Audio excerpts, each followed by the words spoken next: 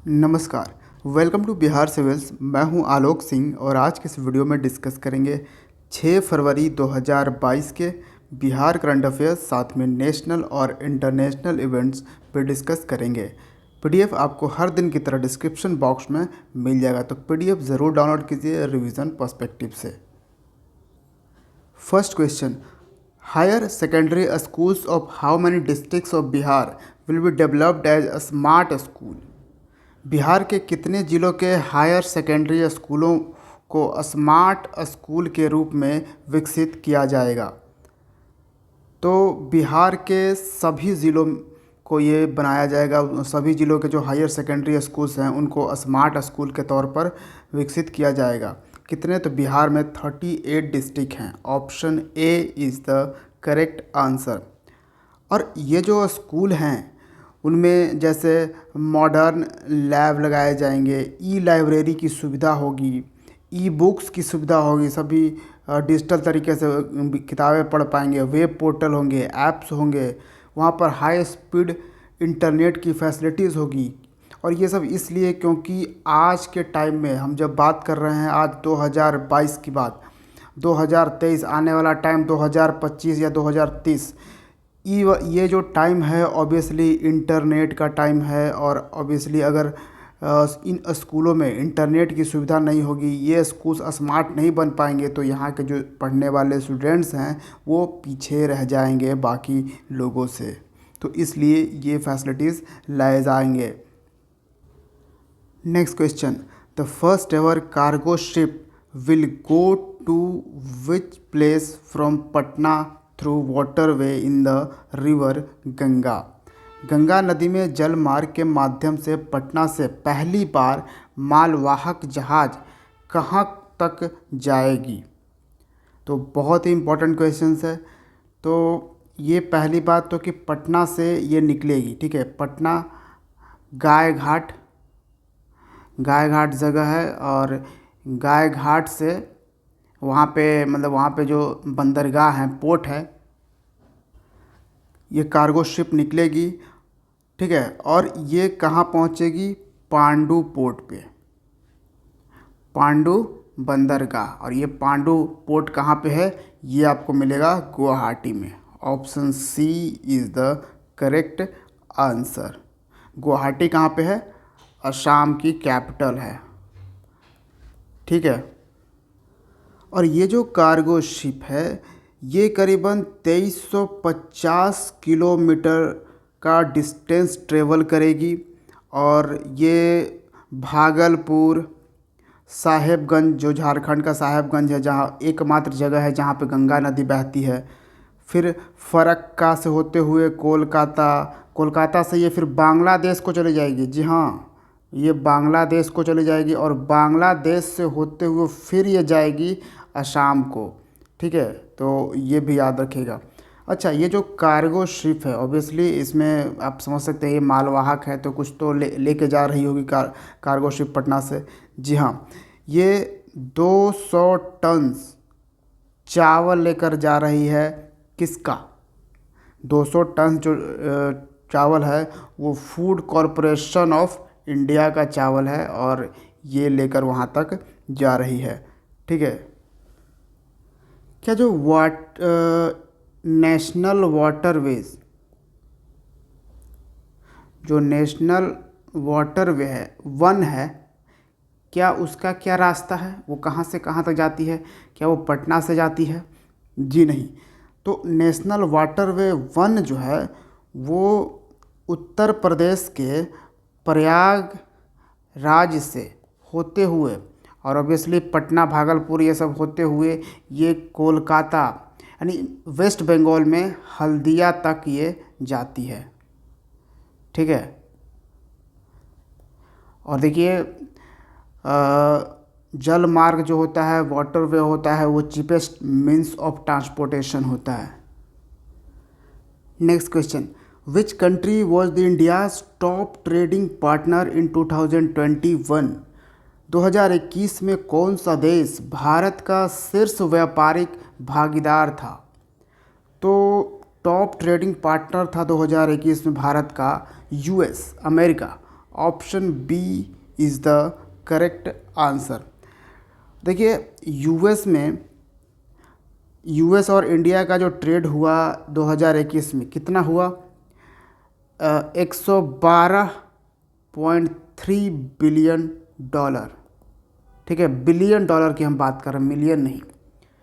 लेकिन सबसे शॉकिंग बात यह है कि चाइना को हम लोग इतना बायकॉट किए, सब लोग हर जगह चाइना के बारे में, भारत में सेंटीमेंट बहुत ही ख़राब चल रहा है, फिर भी चाइना यूएस से बहुत ज़्यादा पीछे नहीं रहा। जी हाँ, ये सेकंड मोस्ट यानी सेकंड टॉप ट्रेडिंग पार्टनर कौन रहा? चाइना रहा। और आप जान के शौक हो जाएंगे कि ये 112.3 बिलियन डॉलर का ट्रेड हुआ ना इंडिया और अमेरिका में, और इंडिया और चाइना में 110.4 बिलियन डॉलर का ट्रेड हुआ। सोचिए, बस 2 बिलियन का ही अंतर यहाँ पे रहा। और तो एक तरह से समझ सकते हैं कि चाइना में ज़्यादा यहाँ पे हो रहा है। और अमेरिका में तो खैर हम इसमें एक्सपोर्ट भी करते हैं अमेरिका को, लेकिन चाइना वाला जो बात है, ये जो ट्रेडिंग पार्टनर है, इसमें ज़्यादा से ज़्यादा चाइना ही हमें एक्सपोर्ट करता है। ठीक है, इसमें हम ज़्यादा इंपोर्ट ही करते हैं। तो यहाँ पे हमारा थोड़ा सा लॉस चल रहा है, थोड़ा का बहुत ज़्यादा। नेक्स्ट क्वेश्चन है, which states tableau was adjudged as the best in republic day parade 2022? गणतंत्र दिवस परेड 2022 में किस राज्य की झांकी को सर्वश्रेष्ठ घोषित किया गया है? तो देखिए, हाल ही में हमने आपको बताया था कि बिहार में जो रिपब्लिक डे परेड हुआ था पटना गांधी मैदान में, वहाँ पे बिहार का एजुकेशन डिपार्टमेंट ने बाजी मारी। एजुकेशन डिपार्टमेंट ने का टैब्लो जो था, झांकी जो था, वो फर्स्ट आया। अब बात हम यहाँ पे कर रहे हैं न्यू दिल्ली में जो हुआ परेड, न्यू दिल्ली में जो झांकी निकाली गई, तो इसमें बेस्ट रहा उत्तर प्रदेश। पिछली बार भी उत्तर प्रदेश ही था। Option C is the correct answer. Uttar Pradesh के जो झांकी में क्या थीम थी, आप यहाँ पे पिक्चर देख पाओगे। उत्तर प्रदेश के झांकी में था वन डिस्ट्रिक्ट वन प्रोडक्ट। इस थीम पे ये बनाया गया था। ये वाला पार्ट आप देख पाओगे यहाँ पे। और ये जो पीछे मंदिर की तरह ये देख रहे हो, ये जो था, ये था काशी विश्वनाथ धाम। ठीक है, इसका बनाया गया था। तो यहाँ पे दिया गया है फर्स्ट प्राइज़। सेकंड पे कर्नाटका रहा और थर्ड पे मेघालय। हाल ही में उत्तर प्रदेश का बखिरा वाइल्ड लाइफ सेंचुरी को रामसर साइट डिक्लेयर किया गया है। और उत्तर प्रदेश का ही एक और है, हैदरपुर वाइल्ड लाइफ सेंचुरी। ठीक है, ये 47th वाइल्ड लाइफ सेंचुरी था। और Bakhira wild life sanctuary 49th है, उसको बोल सकते हैं। और 48th जो है वो 48th वाइल्ड लाइफ सेंचुरी जो है वो खिजड़िया वाइल्ड लाइफ सेंचुरी, वो गुजरात का है, जिसको रामसर साइट का दर्जा दिया गया। यानी कि अभी 49 रामसर साइट हैं पूरे भारत में। Next question, what is the theme of world cancer day 2022?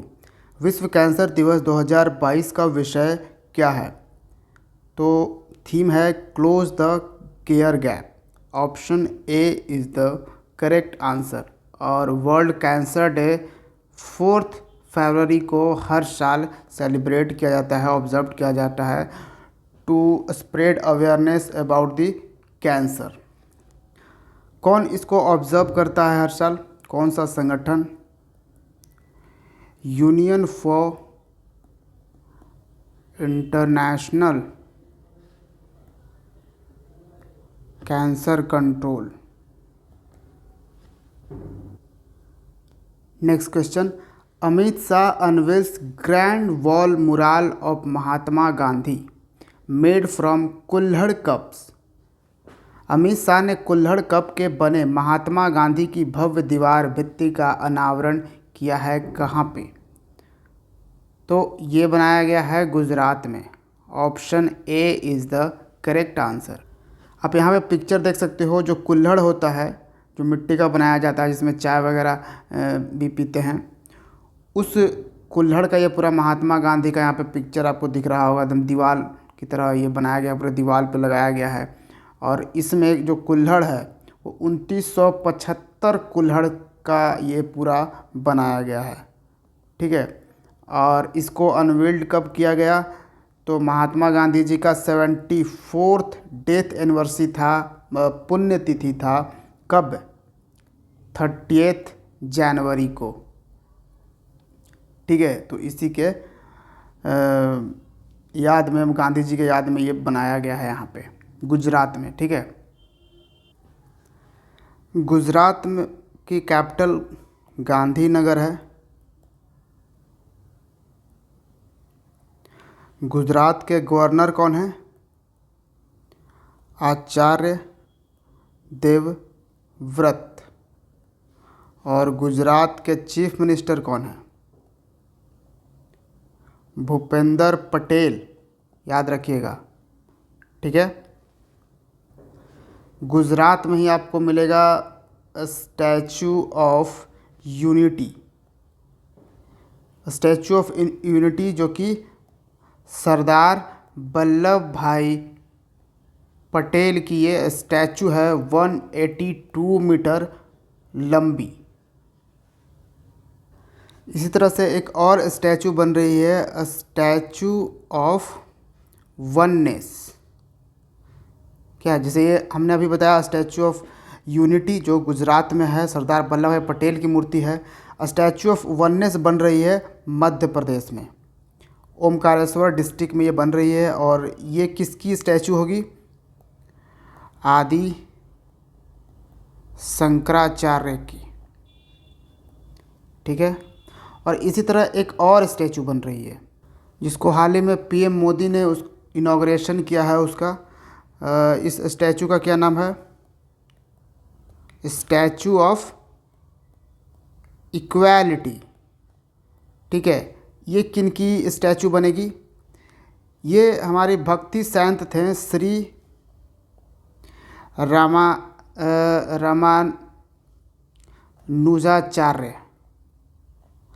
Ramanujacharya. ये कहाँ पे बन रही है स्टैचू ऑफ इक्वालिटी? ये आपको तेलंगाना की कैपिटल हैदराबाद में। ठीक है, तो तीनों याद रखिएगा, statue of unity, statue of equality, statue of oneness. Next है, who has been appointed as the new chief of defence intelligence agency. रक्षा खुफिया एजेंसी के नए प्रमुख के रूप में किसे नियुक्त किया गया है? तो गैव रेड्डी को अपॉइंट कर दिया गया है as chief of the defence intelligence agency. Option A is the correct answer. और इन्होंने किसको रिप्लेस किया? तो KJS Dhillon. Next question, bloody Sunday is a commemorative event marked by which country. तो ब्लडी संडे किस देश द्वारा चिन्हित एक स्मारक घटना के रूप में इसे याद किया जाता है? तो ये Ireland. Option B is the correct answer. देखिए, आज से 50 साल पहले आयरलैंड में जो ब्रिटिशर्स थे उन्होंने आयरलैंड के 14 लोगों को मार दिया था, बहुत ही बेदर्दी से। उसी के याद में ये लोग मनाते हैं bloody Sunday. Next question, how many Indian athletes are participating in the winter Olympics 2022 in Beijing. Beijing में शीतकालीन ओलंपिक 2022 में कितने भारतीय एथलीट भाग ले रहे हैं? तो ये विंटर ओलंपिक्स में बहुत से कम देश भी पार्टिसिपेट करते हैं, बहुत कम प्लेयर पार्टिसिपेट करते हैं इस ओलंपिक्स में। तो भारत से सिर्फ एक एथलीट जा रहे हैं। Option B is the correct answer. सिर्फ 1 एथलीट हैं। Option B is the correct answer. अच्छा, कौन है ये? जम्मू कश्मीर से हैं मोहम्मद आरिफ खान। ठीक है। हालांकि मैं बता दूं, विंटर ओलंपिक्स को भारत डिप्लोमेटिक बायकॉट कर रहा है। ठीक है, कोई भी डिप्लोमेट इनके ओपनिंग और क्लोजिंग सेरेमनी में नहीं जाएगा। क्यों? क्योंकि ये क्या कर रहे हैं, जो गलवान वैली में झड़प हुई थी 2020 में भारत और चाइना के बीच में, तो चाइनीज़ कमांडर के तरफ से एक जो सोल्जर था वहाँ पे शामिल, उस सोल्जर्स को एज ए टॉर्च बियरर ये यहाँ पे ला रहे हैं, इसलिए हम इसको बायकॉट कर रहे हैं। ठीक है। और वैसे तो पहले से ही यूएसए वगैरह बायकॉट कर रहा है विंटर ओलंपिक्स को। और देखिए, ये जो मोहम्मद आरिफ खान हैं, ये पहले भारतीय हैं जिनको 2 इवेंट्स में सेलेक्ट किया गया है विंटर ओलंपिक्स में। ठीक है, पहले भारतीय 2 इवेंट्स में सेलेक्ट होने वाले हैं। तो ये 2 इवेंट्स में अपना गेम खेलेंगे। एक तो इनका है ऑब्वियसली स्कीयर से करते हैं, तो स्कीयर स्लालोम, एक तो ये वाला इवेंट्स इनका होगा और एक होगा इनका स्कीयर जायंट स्लालोम। तो इन 2 इवेंट्स के लिए ये क्वालिफाई कर चुके हैं विंटर ओलंपिक्स में। और विंटर ओलंपिक्स आपको पता होगा बीजिंग में हो रहा है, चाइना में हो रहा है, और वहाँ पे ये शुरुआत हो चुकी है। Next question, which bank launched Surya Shakti cell in partnership with Tata power solar system? Tata power solar system के साथ साझेदारी में किस बैंक ने सूर्य शक्ति सेल लॉन्च किया है? तो ये बैंक है state bank of India. Option D is the correct answer. इसका ऑब्जेक्टिव क्या है सूर्य शक्ति सेल लॉन्च करने का? तो देखिए, सूर्य शक्ति सेल जो लॉन्च किया गया है, इससे क्या होगा कि जो फाइनेंशियल अरेंजमेंट किया जाता है सोलर पावर प्रोजेक्ट्स के लिए, ठीक है, तो सोलर पावर प्रोजेक्ट्स बनाने के लिए जो फाइनेंशियल अरेंजमेंट किए जाते हैं उसको स्ट्रेंथन करेगा इससे सूर्य शक्ति सेल। ठीक है, एसबीआई से या आराम से टाटा पावर सोलर सिस्टम से यहाँ से लोन लेने में, इस प्रोजेक्ट्स के लिए फाइनेंशियल असिस्टेंस लेने में काफ़ी इजी होगा। Next, who has become the 3rd Indian to score a century in the ICC Under-19 World Cup?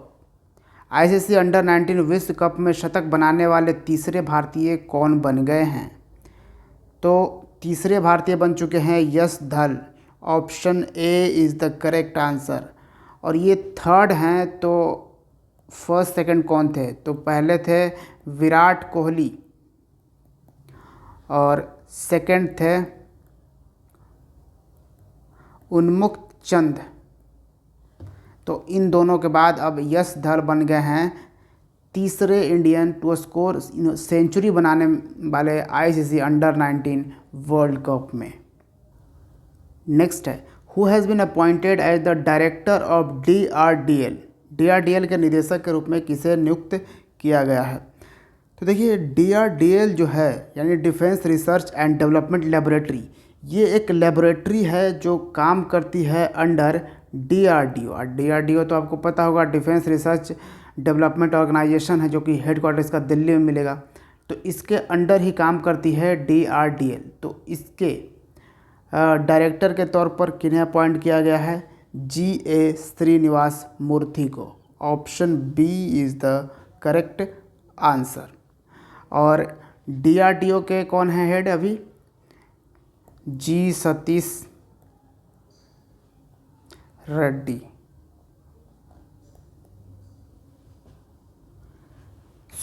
ये था आज का करंट अफेयर्स। वीडियो को लाइक करके ही जाइएगा, that is my motivation. Thank you for watching Bihar civil. See you in the next video. जय हिंद।